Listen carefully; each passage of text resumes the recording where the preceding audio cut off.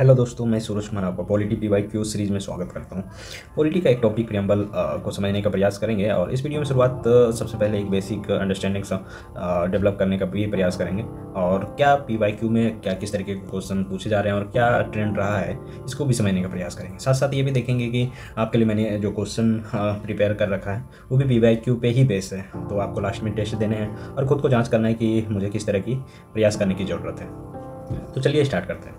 तो सबसे पहले हम देखें तो भारतीय संविधान में जो प्रस्तावना दिए गए हैं प्रियम्बल कुछ इस तरीके से दिखता है। ठीक है, तो मैं सबसे पहले इसको एक रीडिंग देते हैं और फिर इसको समझने का प्रयास करते हैं कि इसमें क्या क्या चीज़ें हैं। ठीक है, तो हम भारत के लोग, ठीक है, जो कि भारत को एक संपूर्ण प्रभुत्व संपन्न समाजवादी पंथ निरपेक्ष लोकतंत्रात्मक गणराज्य बनाने के लिए समस्त नागरिकों को सामाजिक आर्थिक राजनीतिक न्याय की बात करता है। ठीक है, तो ये भारत के जो लोग हैं ये हमारे संविधान में जो अथॉरिटी ऑफ पीपल ये देते हैं कि हमारे जो भारत के स्रोत हैं भारत के लोग हैं। ठीक है, संविधान के स्रोत भारत के लोग हैं और भारत के संप्रभु, ये जो लाइन है पूरा लाइन ये संविधान की प्रकृति को दर्शाता है। ठीक है, संप्रभु समाजवादी पंथ निरपेक्ष और लोकतंत्रात्मक गणराज्य।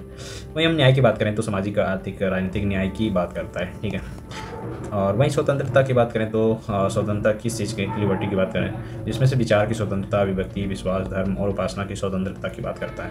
वहीं समता की बात करें तो इक्वालिटी, क्या किस चीज़ की इक्वालिटी, एक स्टेटस की इक्वालिटी हो और दूसरा अपॉर्चुनिटी की हो,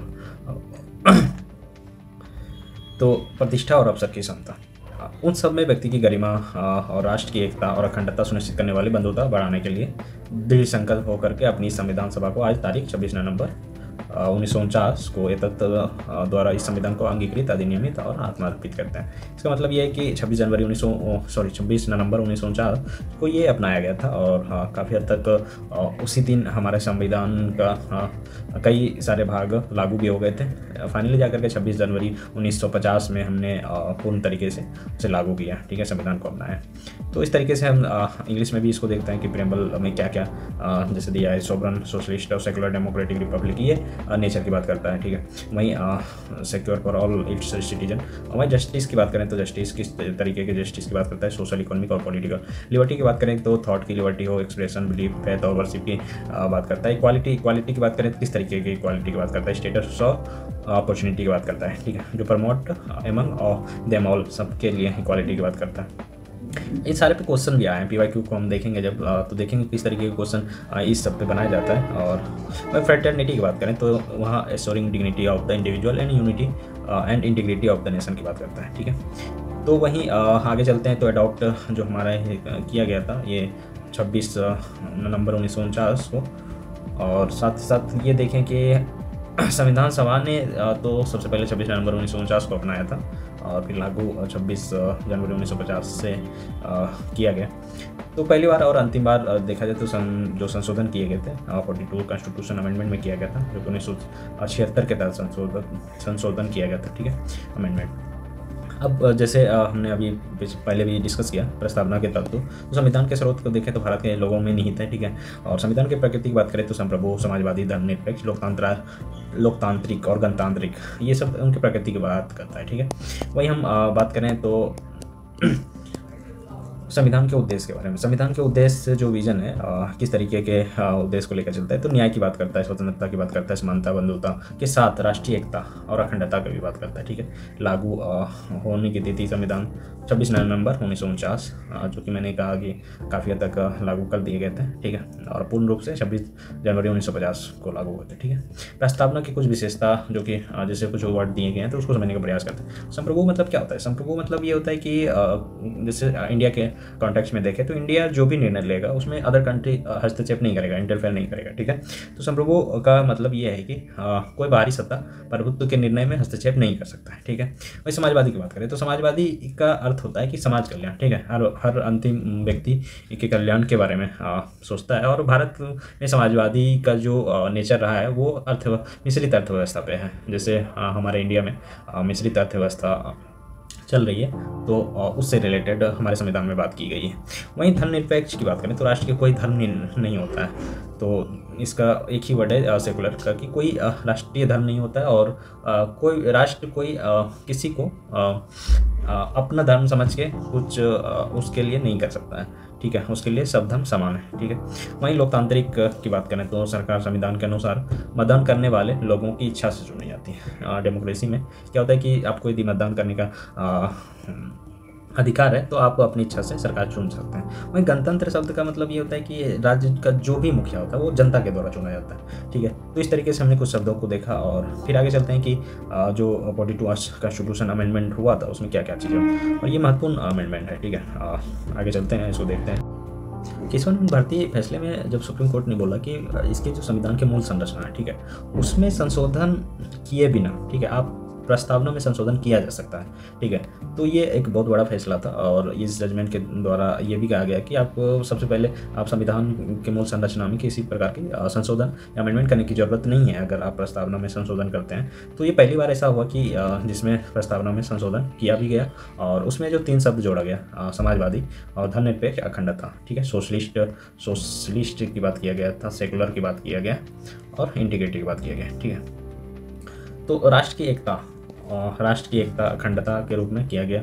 ठीक है, आगे चल करके हम देखें तो अब बात आता है कि प्रेम्बल कॉन्स्टिट्यूशन का पार्ट है या नहीं। ठीक है, तो इस पर कई सारे जजमेंट आए जिसमें कुछ महत्वपूर्ण केस हम डिस्कस करेंगे।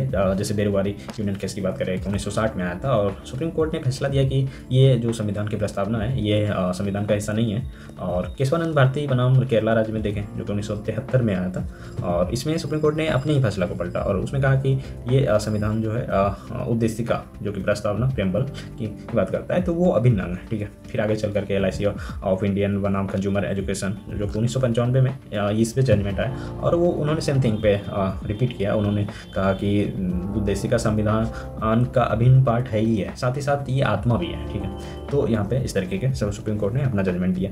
फिर आगे चलते हैं तो देखते हैं प्रीवियस ईयर का क्या ट्रेंड रहा है और किस तरीके के क्वेश्चन बनते हैं। हम देखेंगे कि लगभग सारा इजी नेचर का ये होता है, तो आप लोग इसको देखेंगे और एक बेसिक प्रिपरेशन से इसको हल किया जा सकता है। जो जितना मैंने बताया यदि आप सही से समझ गए हो तो उसके बेसिस पे आप इसको हल कर सकते हैं। जैसे सबसे पहले इस पर विचार करिए, तो निम्नलिखित पे विचार करिए। तो जैसे सबसे पहले क्या है हमारे कॉन्स्टिट्यूशन में, तो मैंने आपको बताया था कि सबसे पहले सार्वभौमिक है। ठीक है, फिर समाजवादी आएगा, फिर धर्मनिरपेक्ष आएगा और प्रजातांत्रिक आएगा। ठीक है, सबसे पहले ये जैसे कि हम आपको दिखा देते हैं यहाँ पे संप्रभु संपन्न समाजवादी धर्मनिरपेक्ष लोकतंत्रात्मक गणराज्य। ठीक है, उस तरीके से उसका आंसर ए आ जाएगा।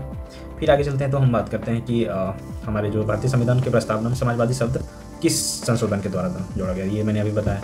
ये 42 कॉन्स्टिट्यूशन अमेंडमेंट जो हुआ था उसमें किया गया था। ठीक है, भारतीय संविधान की प्रस्तावना में भारत को किस रूप में घोषित किया गया था, तो ये अभी जस्ट सबसे ऊपर वाला जो क्वेश्चन है वही रिपीट है। तो एक सार्वभौम समाजवादी धर्मनिरपेक्ष और प्रजातांत्रिक गणराज्य की बात करता है। ठीक है, फिर जो लेटेस्ट क्वेश्चन में देखें तो 2019 में जो पूछा गया था 65 BPSC में, तो प्रस्तावना में जो निम्नलिखित में कौन सा शब्द शामिल नहीं है। ठीक है, which of the following word not included in preamble. तो अभी हमने जो बात की समाजवादी तो था, ठीक है, प्रियम्बल में धर्मनिरपेक्ष लोकतांत्रिक ये 3 वर्ड तो हमने देखा। ठीक है, वही संघीय वर्ड का कहीं मेंशन नहीं था, तो इस तरीके से ये आंसर डी हो गया। और ये इस तरीके से दिया गया है, आप इसको ABCD मान के चलें, थोड़ा सा टाइपिंग मिस्टेक है, तो इसका आंसर डी हो गया। ठीक है, आगे चलते हैं तो ये देखें कि हमारे जैसे 2018 में भी क्वेश्चन आए कि समाजवादी और धर्मनिरपेक्ष शब्द किस संशोधन के द्वारा जोड़ा गया। Socialist and secular word added to preamble, तो अभी जस्ट हम बात किए तो 42 अमेंडमेंट की बात करता है। ठीक है, ये आंसर हो गया। फिर आगे चलते हैं तो 2017 के में जो कुछ क्वेश्चन आया, जो भारतीय संविधान की प्रस्तावना में कौन सा उद्देश्य शामिल नहीं है। तो कभी कभी हम नोट को भूल जाते हैं, तो नोट पे हमको ध्यान देने की ज़रूरत है और कभी कभी इससे क्या होता है कि हम पूरा क्वेश्चन ही गलत कर देते हैं। तो यहाँ पे नोट को हमेशा हाईलाइट करेंगे और उसके बाद आप आंसर करने का प्रयास करेंगे। तो ये which of the following objective is not mention in the preamble of the Indian constitution, justice, liberty, equality और संपन्नता, प्रोस्पेरिटी। ठीक है, तो ये इसके तो बात किया गया। ठीक है, इसका भी बात किया गया और समानता की बात किया गया। जैसे मैंने अभी बताया था स्टेटस, तो ये प्रोस्पेरिटी इसका बात नहीं किया गया। ठीक है, तो इसका आंसर डी हो जाएगा। ठीक है, वही आगे चलते हैं तो हम ये देखते हैं कि भारतीय समय इस 2016 में भी एक क्वेश्चन आया था कि हम भारत के लोक शब्द का क्या तात्पर्य है। ठीक है, what does the phrases we the people of India in the preamble signify. तो पीपल ऑफ इंडिया का मतलब क्या होता है कि भारत की संप्रभुता, समाजवादी प्रकृति, धर्मनिरपेक्षता, लोकतांत्रिक प्रणाली। तो इसका मतलब होता है सॉवरेनिटी ऑफ इंडिया। ठीक है, अभी मैंने डिस्कस किया था सॉवरेनिटी को लेकर के। ठीक है, फिर आगे देखते हैं कि 2015 में भी एक क्वेश्चन आया था। मतलब हर साल 1 से 2 क्वेश्चन बनते ही बनते हैं। तो आपको इस चैप्टर में आपको लगता है कि बेसिक कर लेने पे सारा क्वेश्चन किया जा सकता है, और वही रिपीटेड क्वेश्चन कुछ ही क्वेश्चन बनते हैं। तो हम जब 10 से 20 क्वेश्चन प्रैक्टिस कर लेते हैं तो लगभग हमको लगता है कि 1-2 क्वेश्चन बन जाना चाहिए। ठीक है, 2015 की बात करें तो भारतीय संविधान की प्रस्तावना में समानता का अर्थ क्या है? तो इक्वालिटी का क्या मतलब है प्रियम्बल में? तो सभी के लिए समान अवसर, समान धन, ये तो नहीं बात करता है। सभी के लिए समान पद का भी नहीं बात करता है। सभी के लिए समान शिक्षा का भी बात करता है, ये मेंशन ही नहीं है। सभी के लिए समान अवसर, ये इक्वल अपॉर्चुनिटी फॉर ऑल की बात तो करता है। ठीक है, इसका आंसर है क्या? फिर हम आगे चलते हैं। तो मैंने आपके लिए कुछ क्वेश्चंस रेडी किए हैं, जैसे कि मैंने बताया पहले, और ये PYQ पे ही बेस है। तो आप इसको अच्छे से दें और कोशिश करें इसको 10 से 15 सेकंड रुक करके, वीडियो को रोक करके आप देखें और उसको देने का प्रयास करें, और लास्ट में देखें कि कितना मार्क्स आ रहे हैं। ठीक है, मैं पढ़ देता हूँ और आप इसको से प्रयास करेंगे अपने से। The preamble to the Indian constitution declare India as कि भारत के जो उद्देशिका है, संविधान के उद्देशिका भारत को किस रूप में घोषित करती है? मोनार्की, सोवरेन, सोशलिस्ट, सेकुलर, या डेमोक्रेटिक रिपब्लिक, या फेडरल स्टेट, या यूनिटी स्टेट। ठीक है, इसको आप देखेंगे। फिर हम देखते हैं सेकंड क्वेश्चन जो बना है, भारत के उद्देशिका का अवधारणा किस देश से ली गई है? मतलब कौन सा देश से हमने इस अवधारणा को लिया है? ठीक है, इसमें USA, UK, फ्रांस, ऑस्ट्रेलिया, इसको भी आप देखेंगे। The term secular was added to the preamble by beach amendment. उद्देशिका में धर्मनिरपेक्ष शब्द किस संशोधन द्वारा जोड़ा गया था? ये भी मैंने अभी डिस्कस किया, आप इसका भी आंसर देंगे। वहीं which of the following is not mention in the preamble. ठीक है, लेकिन कौन सा उद्देशिका में लिखित नहीं है? तो ये भी justice, liberty, equality, freedom, federalism, ये भी अभी जस्ट डिस्कस किया, ये रिपीटेड ही है।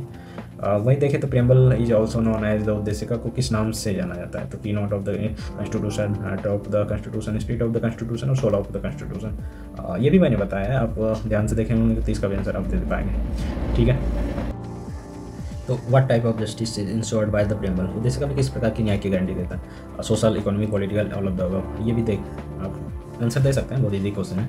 वहीं 7वां नंबर देखें तो with the people of India in the preamble उद्देशिका में हम भारत के लोग किस बात पर वक्त देता है? तो ये भी मैंने ये रिपीटेड ही क्वेश्चन डाला है, तो इसको भी देख लेंगे।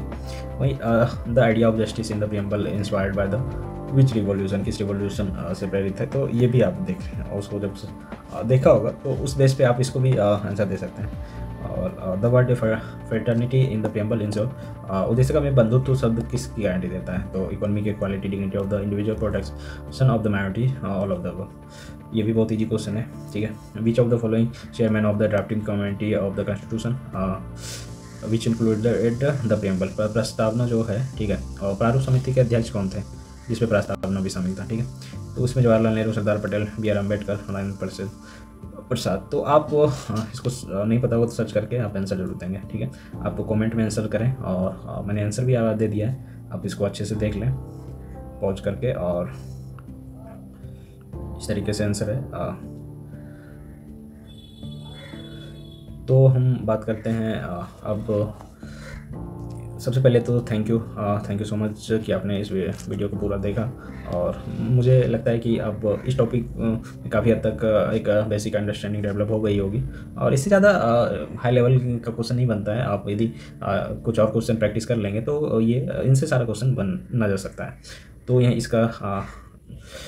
इस वीडियो को यहीं पे समाप्त करते हैं, और बहुत बहुत धन्यवाद आपका। और आगे कुछ इस तरीके से ही वीडियो लाऊंगा, और यदि ये वीडियो थोड़ा सा भी हेल्पफुल रहा हो तो आप ज़रूर लाइक एंड सब्सक्राइब जरूर करें, क्योंकि आपके लिए ये 1 सेकंड का काम होता है, लेकिन मेरे लिए ये मोटिवेशन होता है। तो थैंक यू सो मच।